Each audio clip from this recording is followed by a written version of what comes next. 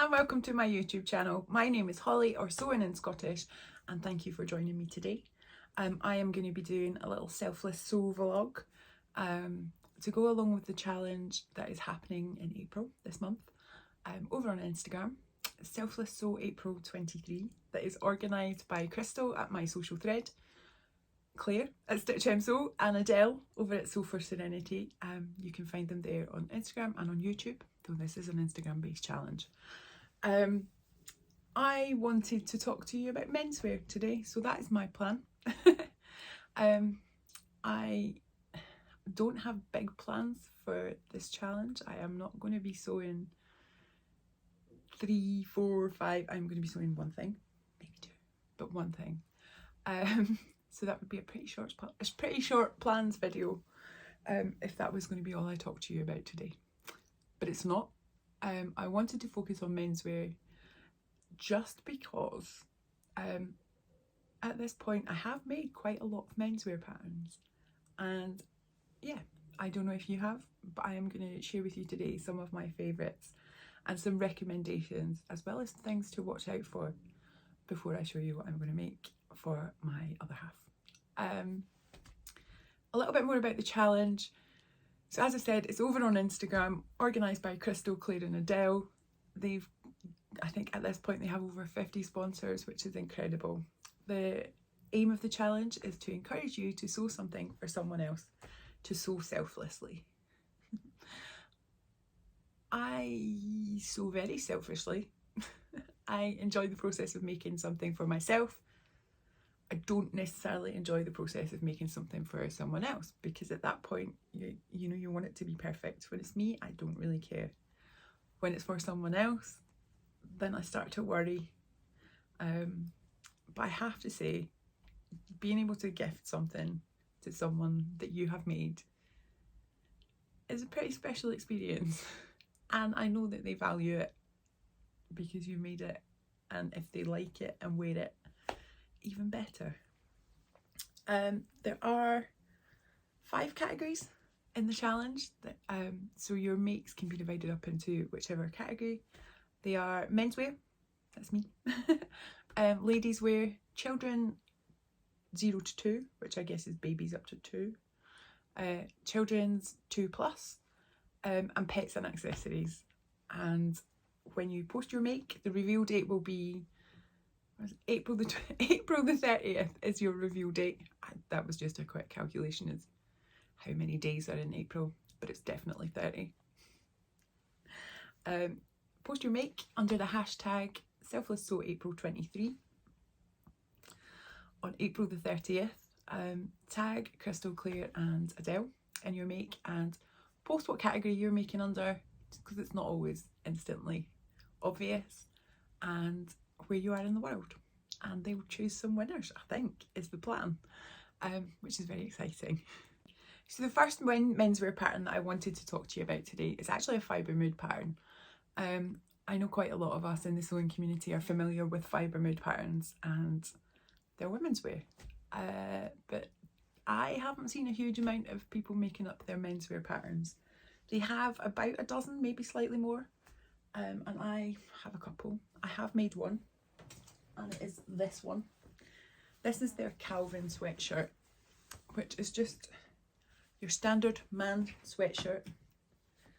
Where this differs is it has this little chest detail. This is basically a triangle that is sewn on, and you have ribbing sort of going into the side, but not in this little front bit. I will insert some line drawings so you can see what I mean a bit better. I made this for Simon for his Christmas in this lovely See You at 6 French terry. Can't go wrong with See You at 6 French terry, largely because you can get the ribbing to match perfectly, which I'm sure you'll agree makes the sewing life a lot easier, and it just makes for a lovely finish, doesn't it? I really like this detail. It just sort of livens up a basic sweatshirt pattern, and I find with menswear you can't go too jazzy. I can't go too jazzy because he would never wear it. This obviously has the potential for colour blocking as well, so it's really great in that respect. You know, you could do your main body, your side pieces and your back in one colour, you could do the triangle section in a different, even bring in a third colour with the ribbing. It's got the potential to be, yeah, quite a cool little sweatshirt. Sizing on this is extra small to extra large. I think this is a large. I'm sorry I didn't have actual measurements for you, but I will link to them below. I'll put everything that I talk about today in the box down below, so if you miss something, or if I just get a little bit too Scottish and you can't understand me, it'll be down there. So yeah, the Calvin sweatshirt, what am I doing? The Calvin sweatshirt by Fibre Mood, really good pattern, and instructions are really simple, and I think they have, yeah, their patterns are definitely worth checking out. They're kind of quite similar to Fibre Mood women's wear in that they've usually got a couple of trendy little details. Yeah, a bit younger, maybe with a little bit of an edge, but I really like it. It's quite a lightweight French terry, this CU86 French terry, so it's maybe more of a sort of spring summer weight sweatshirt in that, but there's no reason why you couldn't do it in a heavier winter sweatshirt. Really good pattern. Simon hasn't actually worn this a lot yet. I'm like, don't you like it? But yeah, I think that is just because it is such a lightweight fabric, and I'll sort of move it to the top of his washing pile as we're coming into spring. So yes, that is the Calvin sweatshirt. I don't have this pattern to show you. I couldn't find it. I couldn't find it this morning. And it would almost go with this sweatshirt if you were sort of making an outfit, if you were feeling really selfless. And it's the Hudson Joggers by True Bias. If you wanted to do that whole sweatshirt, jogging bottoms, loungewear, or separates, would be quite an interesting pairing, I think. I will insert some pics as well of the True Bias Hudsons. You're probably familiar with them at this point. You probably don't need me to tell you about them, because I know they do the women's version, the men's and the kids. So yeah, a really versatile pattern for the family. What I will say about the Hudson Joggers is they are not that roomy. And be very careful with the material you make them in. So they would be perfect in a French terry that has that stretch and lightness to them. I made them a couple of years ago, not long after I started sewing. I think they were probably my first ever Selfless sew. And I made them in quite a heavy, thick sweatshirt in fabric because I wanted them, I think it was our first winter in Switzerland, and I wanted them to be really cosy. But they just didn't have that stretch. And because of the tapered leg, they have a tapered leg, there just wasn't enough movement and flexibility in the fabric for Simon to really be able to get comfy in them. And he has the skinniest legs I've ever seen. I hope he's not watching this. For reference, he's 6'4" and very slim. He's quite lanky. You know, he's, yeah. So the fact that he was struggling with them a wee bit in that fabric because of the narrowness, I would just say to watch out and maybe use a lighter weight fabric. I keep meaning to go back to them, but I actually forgot all about them until I sat down to do this video, and I was like, yeah, I've made them. But yeah, bear that in mind if you're making them. Go for stretchy or size up a couple. The next pattern that I wanted to talk to you about is actually not a menswear pattern. It is a unisex, gender non-specific pattern. And it is this. You may have made it. You may know it. It is the Freddie Patton Company Arlo Jacket, which is in the same sort of sportswear vein as the Hudson Joggers and the Calvin sweatshirt. It is a zip front. Let me see. Zip front. track style jacket. This is also in a French terry. It's in a fleece back French terry. The Arlo jacket is a really cool pattern because, as I've said, it, you know, men, women, anybody can wear this. I've made one for myself and I've made one for Simon. Yeah, it's got some really interesting details. You can colour block with this one as well. I didn't do too much colour blocking because he's not a fan, but I did the inner pocket bags in a navy just to add a little bit of detail, just so it wasn't completely all the one colour and totally boring. That's me. And then the zip as well is in navy.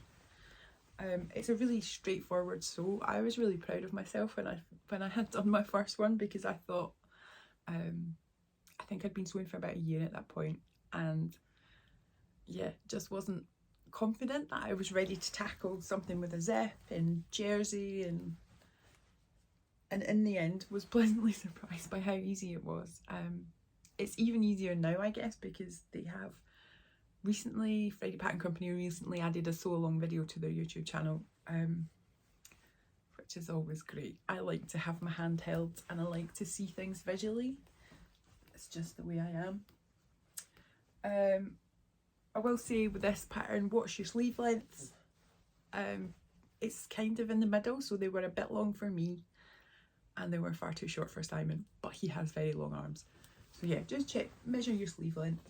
The length does come with options, so you can have it small, medium or long length. And these pattern pieces are all adjusted for that, which is great because you don't have to then worry about adding length. This sort of comes to high hip on Simon, who is 6'4". So, and this is the long version. I made myself, I think I made the medium length, and it sort of just comes to the top of my bum. Also, yeah, slightly below high hip on me, and I'm 5'7". But yeah, really great pattern, definitely worth checking out, especially because you will get some mileage out of it. Make one for yourself as well. I'm not encouraging selfish sewing this video. Another Freddie Patton Company, and this is probably the one that you all thought of when you see menswear, because it's a great pattern. It's the Ilford Jacket. I don't want to dwell too long on the Ilford Jacket, but I think Alison at Sew-Like-Dotty is planning a video specifically about the Ilford Jacket, so she will no doubt tell you a lot more about it than I am going to. But I have actually made this. I've made 5. I'll insert some pics of previous Ilfords that I have made. I've made 2 for myself. I've made 1 for Simon, which is what I have here. Made 1 for my stepdad, and I've made 1 for Simon's son. So I am well versed with the Ilford. It is my most made pattern, I think. The Ilford and the Zadie, which is also a really good gifting pattern, but maybe not for menswear. I made this in it's just a denim. I think it's got a slight stretch to it.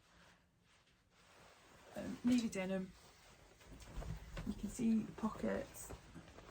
The Ilford Jacket comes with so many pocket options. It comes with a couple of sleeve options as well. So you have the placket version. You can also do a straight sleeve version. There's the option on the placket for a little bit of funking it up a wee bit, which I decided to do, and I also decided to do in the under collar. I love the Ilford. It's just a great pattern. This version is how they finish it in the instructions. I'm sorry, I'm rustling this jacket. How they finish the inside in the instructions is with bias binding, which is another really great option for jazzing it up, especially if you're making something for a guy and you feel like the outside is quite boring, but sometimes that's just how they like to be. But then on the inside you could add a funkier bias binding. I haven't done it with this one, just gone for the navy finish, but I have in previous ones. My favourite bias binding company is Bumble of Bees, who is Lynn over in Canada, and she has some beautiful Rifle Paper Company bias binding that I have done with one of mine. I've also used PVC leather look bias binding to an Ilford jacket. But yeah, it's a great pattern and it's very straightforward to sew. Freddie Patton Company patterns are, as I've said, their instructions are just great. But for the Ilford specifically, there are, I think, 4 videos sew-alongs that take you through every single step. Hold your hand through every single step. So you could approach this as someone who has sewn a couple of projects and you would come out with something that looks really good. One of the videos actually is for a lined version, and I'm going to get into that a wee bit later, but that is a really good option as well if you want to make it a wee bit more special. The other great thing about the Freddie Patton Company patterns is that they are unisex and the size range is decent. They go extra small to 7X, and I think both the Arlo Jacket and the Ilford Jacket, that's a chest of 59.5 inches. The Ilford has, both of them have quite a bit of ease on top of that, but the Ilford has, I mean, you're talking about 10 inches of ease in the chest. So yeah, just a really great inclusive size range that we've come to expect from Freddie Patton Company. Also because it's such a simple sew, you can sew this up in so many fabrics. I've sewn it up in denim, obviously. I've sewn it up in a canvas for myself. I've sewn it in a brush cotton for myself. I have sewn it in a flannel. I'll put that one in there. And the twill, a heavier weight Ventana twill for my stepdad. So yeah, lots to think about with the Ilford. The potential is great. But yeah, it's a great one, and I'm going to come back to it a bit later on because, spoiler, that's going to be my one plan. I'm going to make it number 6. If you have some time on your hands and you want to get into something, you want to get into a really meaty project that's going to take you a wee bit longer, you're feeling a wee bit more confident, I can recommend the Fairfield button-up shirt by Thread Theory Patterns. They're, I'm not sure where they're from. Canada, they might be a Canadian company. Sorry. I should have looked that up. I think they're a Canada-based company that specialises in menswear patterns, although they do have a couple of women's wear patterns. I have made their shirt 2 times, and I've also made their Henley t-shirt, their Strathcona Henley menswear t-shirt that has, yeah, button placket. I did struggle with that, and I will say that it was the instructions for the Henley with the button placket is maybe not the way I would do it, but I think the end result was pretty decent. I don't have that one to show you. It was a gift as part of a set of pyjamas for my stepdad a couple of years ago, and he liked it, so that was fine.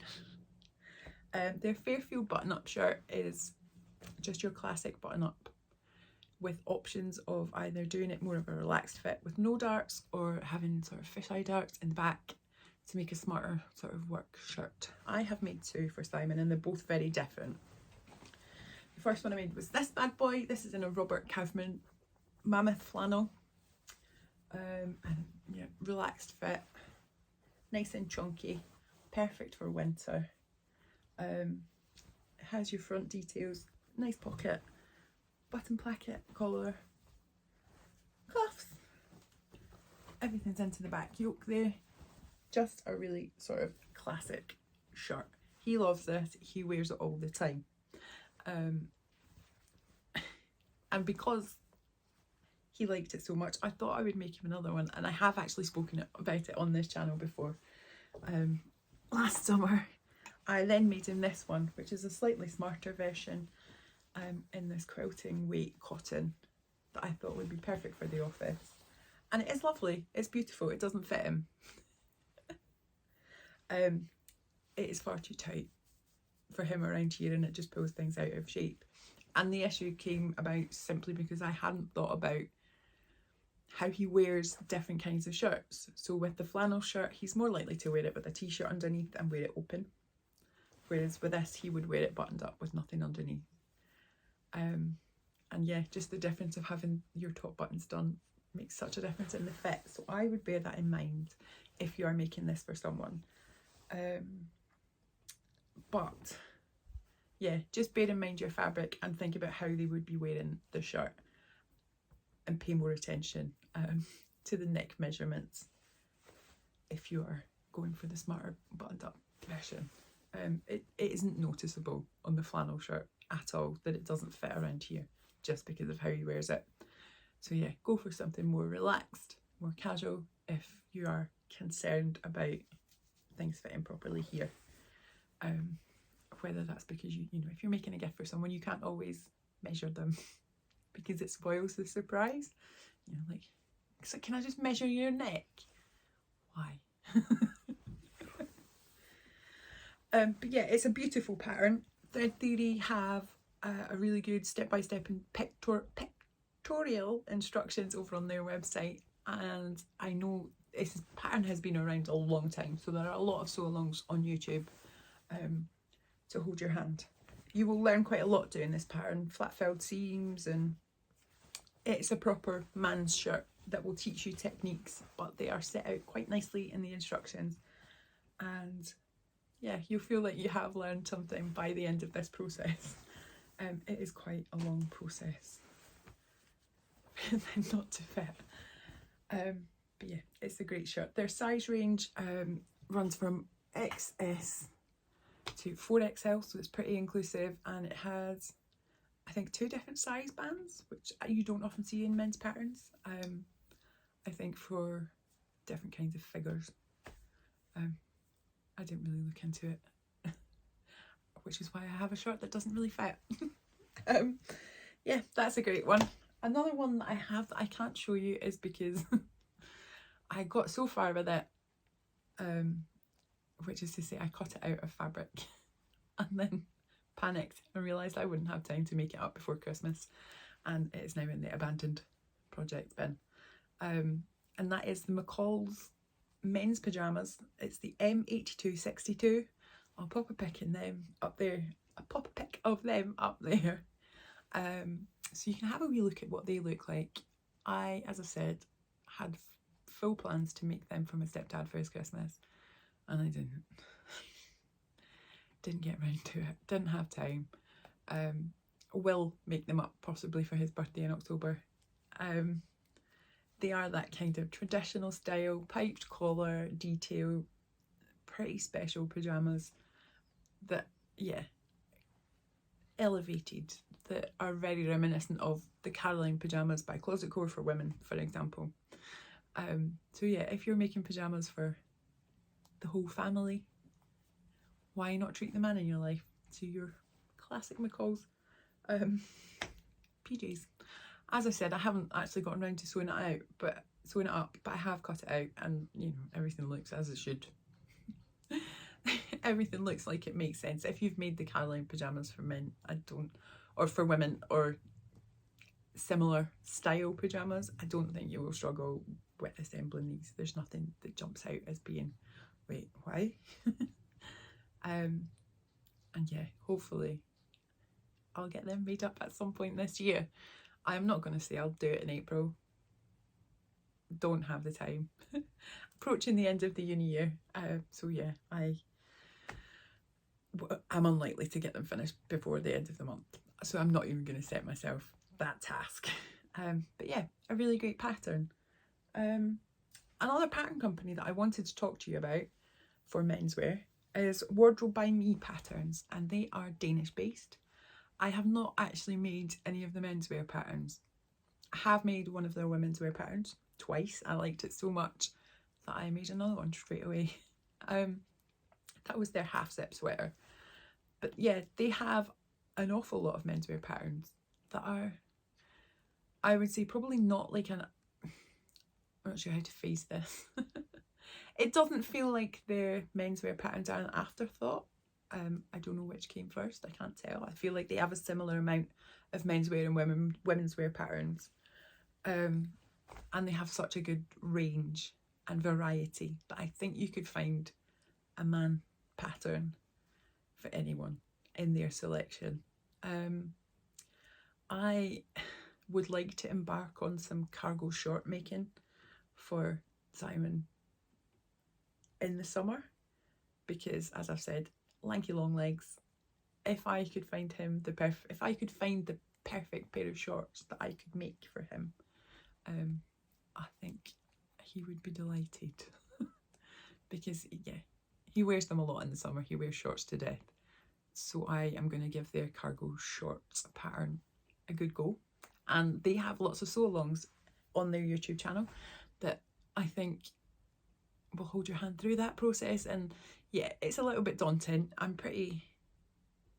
want to get into making trousers for myself as well this year. And I almost think it might be easier to learn the process, to get comfortable with the process on him, who doesn't have hips, who is pretty much straight up and down, as opposed to trying to do it with me, which is this. Yeah, I'm keen to give some of the other patterns a go as well. They have lots of, I think they have like 3 or 4 hoodie patterns, 3 or 4 trouser patterns, 3 or 4 jeans patterns, t-shirts, shirts. You could do a whole man wardrobe with Wardrobe by Me patterns, and I think you'd be quite happy with the result. Their instructions on the women's wear patterns, I can't imagine they're going to be any different on the menswear, but I found the instructions really good, really clear, which is what you want. So yeah, I would advise checking them out. And yeah, I think that was all my recommendations and my tips. I thought that was going to take me about an hour, but it hasn't. So yeah, I'm now going to tell you what I am going to do, and as I have already spoiled, it's going to be an Ilford jacket. I bought this fabric, I think you might, if you were around Vlogmas, you may have seen this, because I had full plans to to make this up for his Christmas present. It is another Robert Kaufman Mammoth flannel. I can't remember what this colourway is called. If I find it again, I think I got it from Minerva. If I find it again, I will link it below. But yeah, it's this sort of grey, blue, smoky, hang on, it's just going to look perfectly over the top of this, isn't it? And yes, it's going to be another Ilford. I am going to do a lined version rather than the bias bound version for a couple of reasons. And one is he has a sort of lighter weight jacket. The one that I made for his son at Christmas, because it was a Christmas thing, I wanted it to be a bit warmer, so I included the lining and I interfaced the front completely, and used knit interfacing sort of halfway down the back, just to give it a bit more structure, a bit more weight and a bit more warmth. And I'm going to do that again with this one because it worked out really well. If you've made Freddie Patton Company's Heather blazer, you'll know where I get the interfacing from. We're doing the half down the back because it was just basically the same. Doing it the same way as their Heather blazer.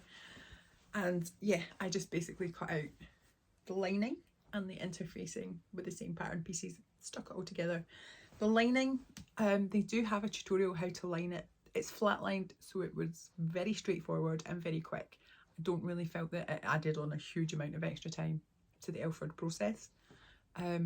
There was nothing tricky. You don't have to bag it out or anything like that. For Matt's jacket, for his Christmas jacket, I used this in a terracotta colourway, and I really liked how it looked. So I went back and got the blue colourway for Simon's jacket. It is sandwash satin, and I got it from Sew Me Sunshine. They still have lots in quite a few colourways, and it just, if you see, it has that sort of little glimmery inside that I think will just, yeah, jazz it up, add a bit of extra warmth, and make it feel a wee bit special. One thing that I really like about doing the lined version is the seams on the Ilford jacket with the binding, as interesting as they are, they can be a little bit bulky around the armhole, and it does sometimes feel like the armhole isn't sitting quite right. You have to be really rigorous with your pressing when you're doing it that way. And yeah, it doesn't quite sit right. And it, excuse me, it irritates me on the ones that I've made for myself because the shoulder seam is so low down. It's not as noticeable on versions made for men, funnily enough, because it sits a little bit higher up. But when you do the lining version, you leave off the bias binding and you just trim down your seam allowances, which means that, yeah, the bulk that you would see here on mine is just not there anymore. And yeah, I really liked how that looked. I felt like it did make a bit of a difference to how neat it finishes.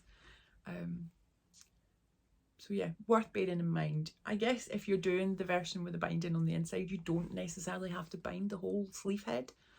You could just finish it with your overlocker. I mean, you could, in theory, just finish the whole thing with your overlocker. The bias binding really is just a decorative touch. Just don't finish the seams together. Just finish everything separately. You would see why when you are constructing. But yeah, that is my number one plan. If I get a little bit more time, it's not going to be menswear, it's going to be catswear, pet accessories. I've been saying I'm going to make a closet corpo for my cat for some time, so she stops sitting on my fabric piles and goes and sits on her own little cushion. It's never going to happen, is it? Never. Yeah, I would like to get some time to make that too. So yeah, that's me. I have shared some menswear patterns. If you've got any questions about the patterns that I've talked about, drop them in the box below and I will tell you what I think. All the information as well about the challenge I will include in the box below too. I hope you have a very nice Easter and get to do some selfless sewing over April. I hope that I've given you some ideas, and yeah, don't be put off by menswear. My experience is that it's generally easier than sewing for women because, yeah, they're not shaped like us, are they? And there are so much more menswear patterns out there. If you have any recommendations for me of menswear patterns, especially menswear shorts patterns, drop them in the, I want to hear what you think too. Yeah, check out the box below. Check out, oh, tomorrow I think is going to be So Amelia. If you're not already following Amelia, go and give her a wee follow. She's great, so you want to be following Amelia anyway.